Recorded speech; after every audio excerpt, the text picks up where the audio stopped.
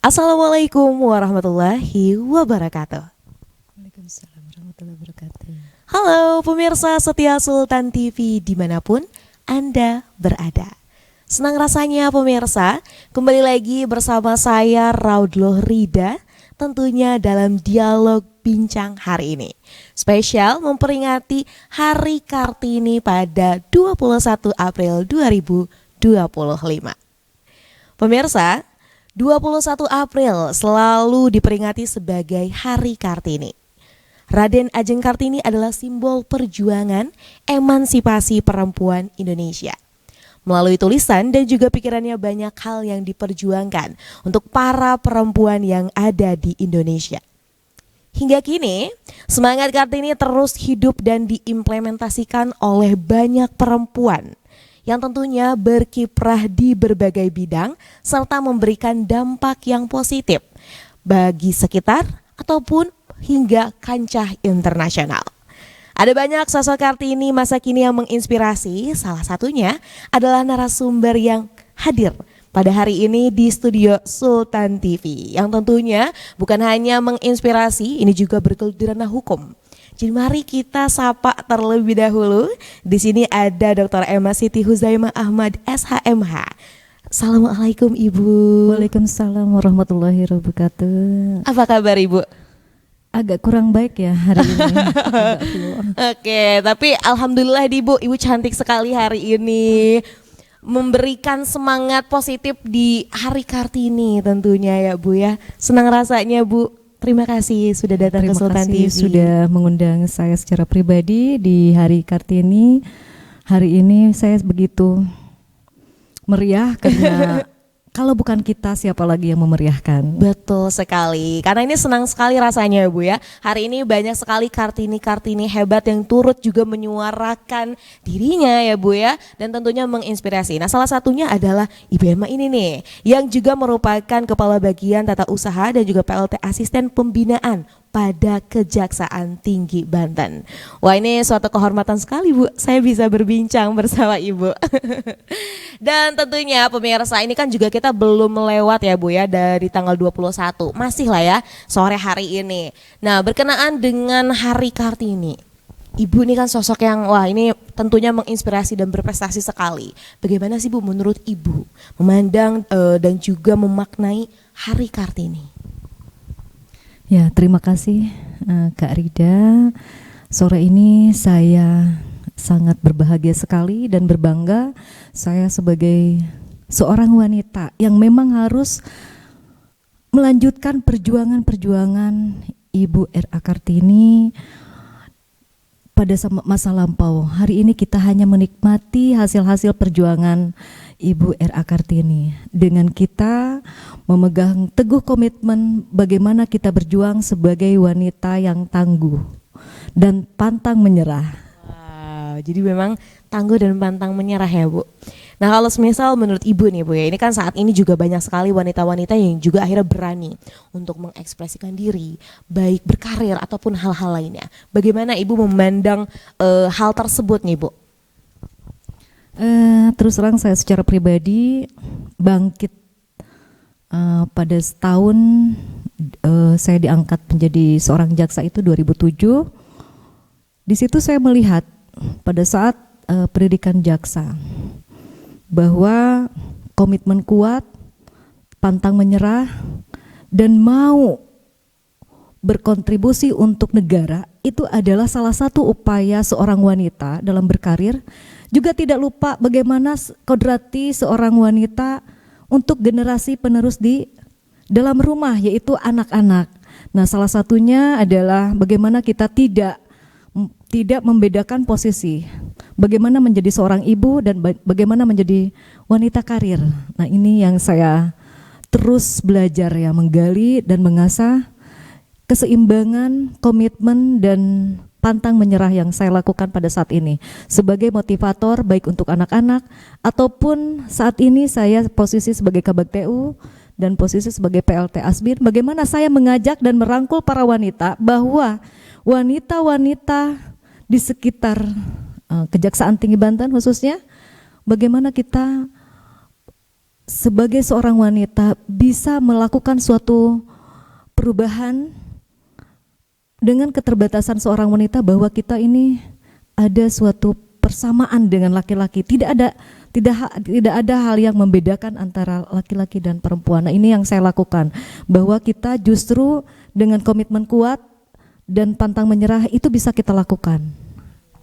Baik, jadi ini sungguh memberikan kita juga kesadaran bahwa memang nyatanya gitu ya Bu, ini membuka mata kita semua, perempuan dan laki-laki memiliki hal yang sama tentunya. Dan tentunya ini juga telah disampaikan oleh Ibu tadi, bagaimana membagi peran ketika menjadi seorang wanita karir, lalu ketika di rumah menjadi seorang ibu ya Bu. Nah ini tapi tentu perjalanannya tidak mudah, tapi tentu memuaskan, atau bagaimana nih Bu? Sebetulnya kalau orang melihat di kacamata orang yang melihat itu, bahwa kesuksesan itu sangat mudah ya, tapi saya punya peran yang langsung bagaimana saya ini harus tangguh. Pada saat saya menyelesaikan program doktoral beasiswa di kejaksaan ya, di Unpad, saya dapat beasiswa dari kejaksaan tahun 2019, anak saya 4. Pada saat saya wawancara, saya dipatahkan oleh orang yang mengetes bahwa ibu tidak bisa mengikuti program doktoral karena terus terang aja pada saat itu seleksinya hampir 100-an. Banyak Nah, ya, ternyata Bu, ya? kesaring 16, kesaring 10 dan saya salah satunya. Saya berkomitmen bahwa seorang ibu tetap harus belajar dan mengejar apa yang dicita-citakan, bukan untuk diri sendiri, tapi bagaimana menjadi motivator keempat anak saya dan juga saya sebagai pemimpin di kantor, bagaimana mengajak bahwa seorang wanita itu bukan hanya sekedar menyerah dan pasrah, tapi tetap harus belajar, mengejar dan terus menggali potensi yang ada di dalam diri. Seperti itu. Jadi memang kalau misal sudah menjadi ibu pun gitu ya, jangan lupa untuk mengupgrade diri ya Bu ya. Dan ini juga tidak melupakan marwahnya sebagai seorang perempuan, tentunya dapat bisa berkarya.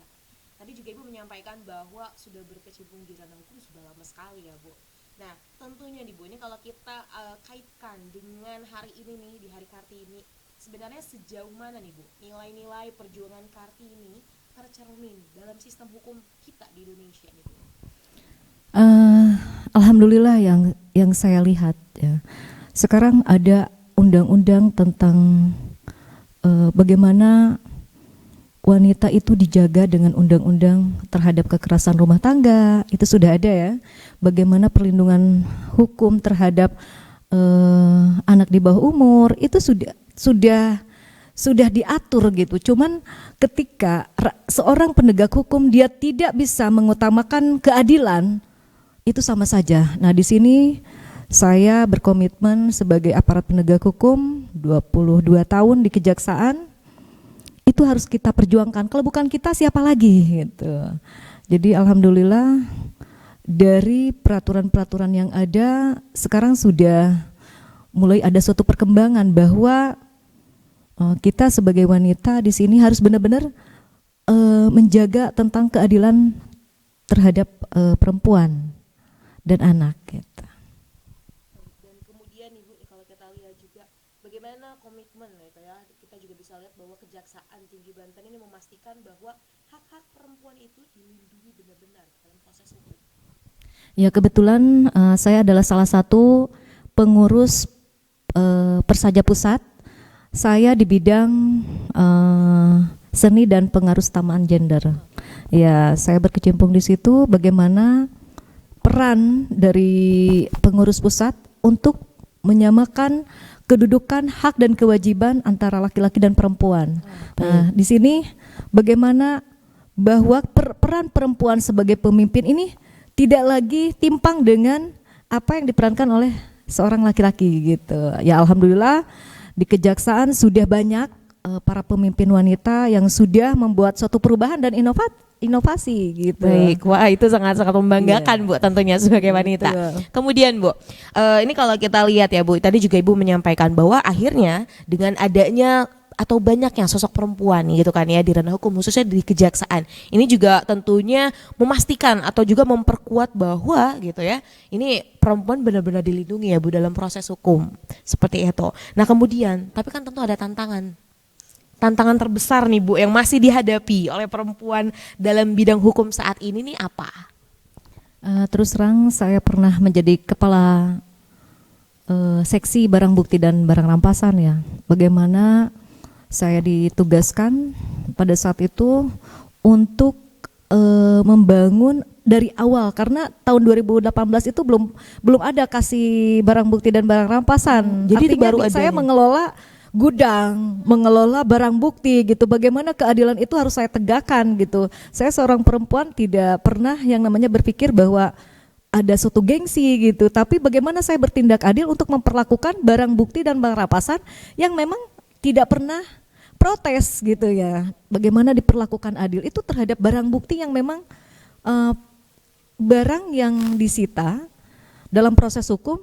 Nah, pada saat ingkrah bagaimana memperlakukan barang itu yang tadinya milik orang lain yang dipinjam oleh kejaksaan, kita kembalikan kepada yang punyanya gitu. Nah, di situ suatu tantangan yang besar ya. Tahun 2018 saya diangkat pertama kali karena kasih BB itu berdirinya tahun 2018.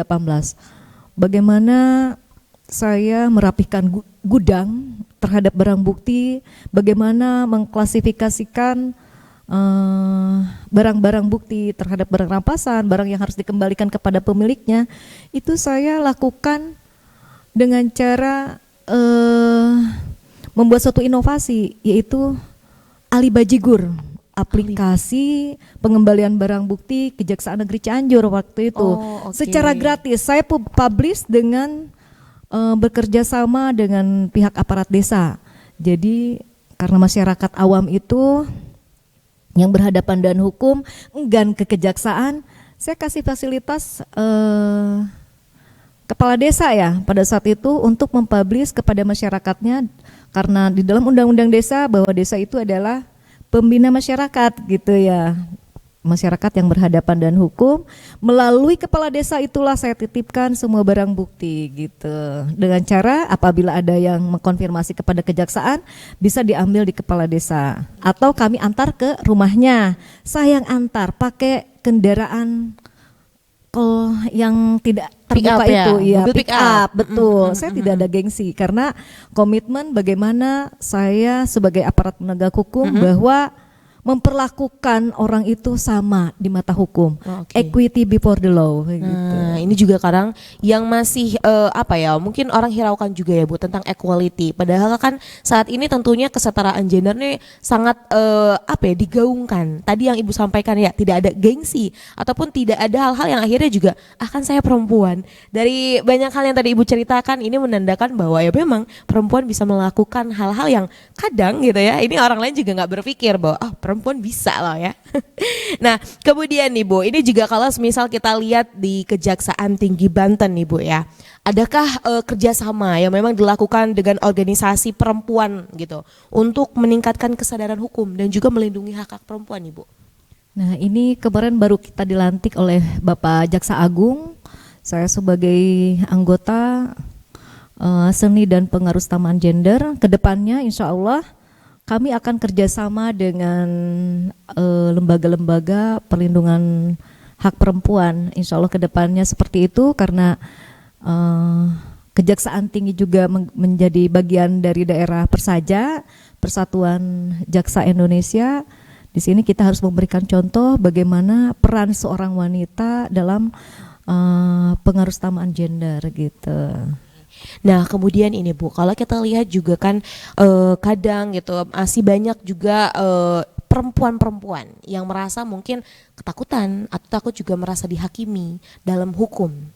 Nah, ini apa sih Bu yang Ibu bisa sampaikan kepada perempuan-perempuan yang ada di luar sana gitu, berkenaan dengan harus lebih percaya diri dan juga mungkin harus lebih berani untuk speak up dan lain-lainnya jika itu berkenaan dengan dirinya dan juga berkaitan dengan hukum, Bu? Silakan. Ya.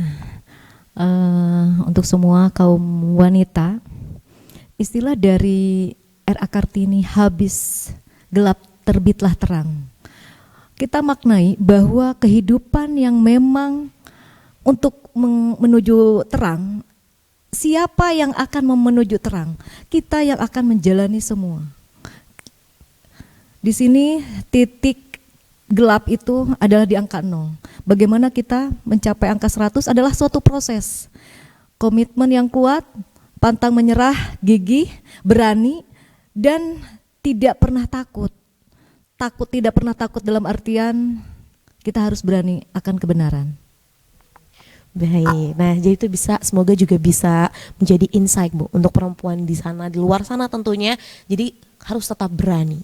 Dan kemudian Bu, ini yang terakhir nih, harapan untuk perempuan Indonesia agar tetap berdaya dengan berbagai profesinya, dengan berbagai aktivitasnya, seperti apa nih Bu kira-kira? Terima kasih. Ya, alhamdulillah saya berbicara bukan hanya sekedar teori, tapi apa yang sedang dan sudah saya lakukan dari sejak saya diangkat menjadi kepala seksi. Yang awalnya orang berpikir bahwa perempuan itu tidak akan pernah mampu, tapi justru kita buktikan perubahan adalah keberanian. Nah, di situ kita komitmen. Ketika kita punya pondasi yang kuat, proses yang kuat, outputnya akan sangat baik. Nah, di situ kita komitmen yang tidak pernah, ketika kita bilang menyerah, selesai semuanya. Jadi pantang menyerah. Baik, itu pesan yang sebenarnya singkat ya Bu, tapi justru kalau kita perdalam maknanya amat sangat luar biasa. Pantang menyerah untuk siapapun tentunya, bukan hanya untuk perempuan, untuk laki-laki, untuk semua manusia. Tentunya pantang menyerah adalah salah satu moto hidup yang tentunya ini juga bisa dijadikan motivasi ya Bu ya. Baik, terima kasih Ibu sudah berkenan hadir nih di studio Sultan TV. Kita berbincang-bincang nih Bu ya soal bagaimana memaknai Hari Kartini. Atau ada nggak nih Mo pesan lain mungkin yang ingin disampaikan dalam masih momentum ya, ini peringatan Hari Kartini tahun 2025. Ya, terima kasih. Satu hal lagi yang mau saya sampaikan, perlu diketahui bahwa wanita kodratinya adalah seorang ibu. Bagaimana kita mengawali suatu pekerjaan itu adalah berawal dari rumah. Dan ingat, kodratinya kita mendidik anak tidak mengenyampingkan rumah, tapi kita mengutamakan rumah dan kita juga mengutamakan pekerjaan sebagai wanita yang dipercaya dalam mengemban tugas dan jabatan. Satu hal yang perlu diketahui adalah bahwa seorang wanita justru wanita yang memang harus multi talent. Wanita yang serba bisa itu karena belajar. Jadi terus terang saya adalah pengajar untuk belajar. Jadi sampai kapanpun kita harus tetap belajar dan terus belajar. Jadi ilmu itu bukan hanya sekedar otodidak, tapi kita harus mau terjun dan mempelajari apa yang merasa sulit. Itu tidak ada yang sulit. Semua pasti bisa kalau kita mau dan mampu untuk belajar dan mempelajari gitu. Oke, baik. Terima kasih Ibu. Semoga ini perbincangan kita hari ini bermanfaat untuk seluruh pemirsa setia Sultan TV, khususnya nih ya untuk para perempuan-perempuan hebat yang ada di Indonesia tentunya, yang berkarir kemudian juga mengemban beban sebagai ibu ya Bu ya, ataupun hal-hal lainnya. Semoga selalu diberikan kesehatan, diberikan kebahagiaan, dan tentunya Ibu semoga sehat dan sukses selalu. Terima kasih Sultan TV. Dan semoga nanti kita bisa berbincang banyak hal lagi ya Bu ya. Maka dari itu terus saksikan nih program Bincang Hari Ini yang tayang di Sultan TV. Kita tutup Bu perjumpaan kita pada sore hari ini. Pemirsa setia Sultan TV dimanapun Anda berada. Demikian perbincangan kita pada hari ini bersama Dr. Emma Siti Huzaimah Ahmad SHMH yang merupakan Kepala Bagian Tata Usaha PLT Asisten Pembinaan pada Kejaksaan Tinggi Banten. Membahas mengenai Kartini Pejuang Hukum. Ada banyak hal luar biasa yang tadi kita dapat petik dan juga ini insya Allah dapat diimplementasikan dalam kehidupan kita sehari-hari. Maka dari itu pemirsa, kami pamit undur diri. Saya Raudloh Rida dan segenap kru yang bertugas pada hari ini mengucapkan terima kasih. pamit undur diri. Sampai jumpa. Wassalamualaikum warahmatullahi wabarakatuh.